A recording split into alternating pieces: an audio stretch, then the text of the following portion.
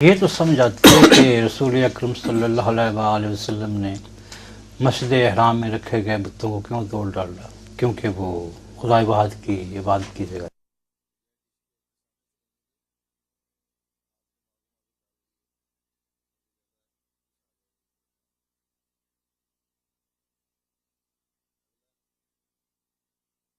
نہیں آتی کہ حضرت ابراہیم علیہ السلام نے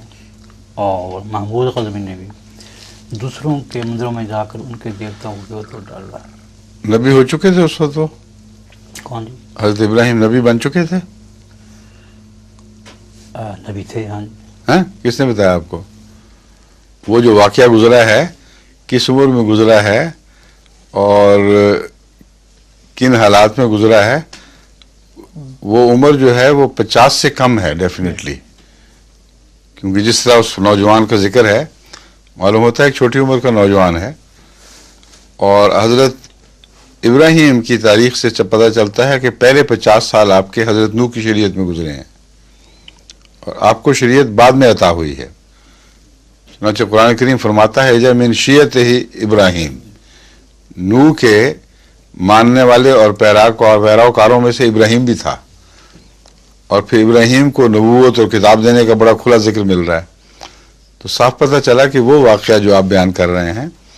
وہ اس بڑھاپے کی عمر میں نہیں ہے، جو بوڑھا نہ سی مگر بہرحال ادھیڑ عمر ضرور ہے،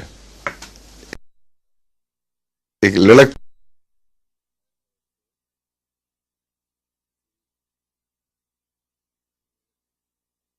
تھا بتوں کے خلاف، اور اس میں ایک حکمت بھی تھی ان کو سمجھانے کی خاطر کہ اگر بتوں میں جان ہے یا بتوں کے پیچھے کوئی خدا ہے انہی کی نمائندگی میں، یا یہ اس کی نمائندگی کر رہے ہیں، تو یہ واقعہ اتنا بھیانک ہو گیا ہے اور کسی کو کچھ پتہ نہیں، تم کسی بت سے پوچھ بھی نہیں سکتے آخر کیا بات ہے۔ یہ بات جب انہوں نے سمجھی دلیل تو نکسوا علی رؤوسہم، وہ اندھے منہ اپنے گریبانوں میں جھانکنے لگے، اوندھے منہ،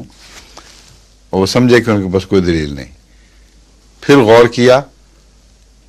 تو نکسوا علی رؤوسہم کا ایک ترجمہ ہے اپنے سرداروں کی طرف متوجہ ہوئے۔ تو دوسرا پہلو اس مضمون کا یہ ہے کہ پھر غور کیا اور مشورے ہوئے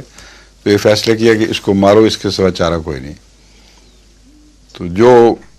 قدم اٹھایا تھا اس کے نتیجے کے لیے بھی آپ تیار ہو گئے۔ تب یہ الہام ہے، پہلا الہام حضرت ابراہیم کا جو بھی ہے، ہمیں تو اس وقت ملتے سے پہلا الہام تھا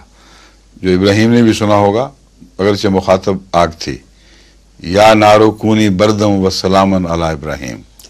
ٹھیک ہے۔ بس بتوں کو توڑنا اپنی ذات میں تو گناہ ہے نہیں، دل شکنی سے روکنے کی وجہ ہے، قرآن کریم نے صاف بتا دیا ہے وَلَا تُسُبُّوا الَّذِينَ يَدْعُونَ مِن دُونِ اللَّهِ فَيَسُبُّوا اللَّهَ عَدْوًا بِغَيْرِ علم، ان جھوٹے خداؤں کو برا بھلا نہ کہو جن کا وجود ہی کوئی نہیں، کیونکہ ان کے ماننے والوں کا وجود تو ہے، ان کی دل آزاری ہوگی، اور دل آزاری ہوگی تو پھر وہ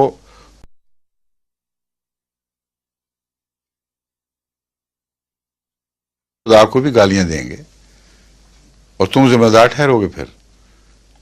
بڑا ہی پر حکمت کلام ہے، جہاں غیر مذاہب کے فرضی خداؤں کی بھی اتنی عزت قائم کرنے کا حکم ہے کہ ان سے متعلق بد کلامی نہ کرو، اگر اور وجہ نہ صحیح تو یہ تو سوچو کہ وہ بد کلامی کریں گے تو تمہارے سچے خدا پر بات آئے گی۔ یہ تعلیم ہے عمومی، مگر فی ذات ہی بت کوئی حقیقت ہی نہیں رکھتے، اور کوئی انسانی یہ فطری جرم نہیں ہے، لیکن چونکہ متقابل کو بھی اپنا مذہب اچھا دکھائی دے رہا ہے، اسی آیت کے آگے خدا یہ بیان کر رہا ہے، اس لیے حکمت عملی ہے، ذاتی گناہ نہیں ہے، میرا مطلب ہے ایک حکمت عملی ہے، اور بنیادی طور پر انسانی حقوق کو تسلیم کرنے کی وجہ سے اس کے سوا کوئی اور تعلیم دکھائی نہیں دیتی، ممکن نہیں ہے۔ بس ابراہیم علیہ السلام نے جو بت توڑے ہیں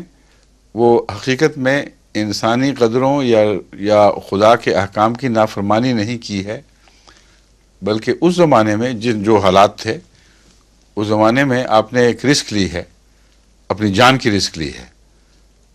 اور کہا ہے میں اس کے باوجود تم کو ثابت کر کے دکھاؤں گا کہ ان کی کوئی حقیقت نہیں.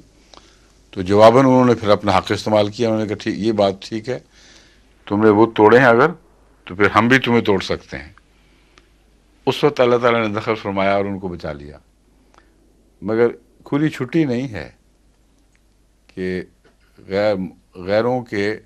معابد میں داخل ہو کر ان کو برباد کرو، تہس نہس کرو. اس سے یہ استنباط نہیں ہو سکتا.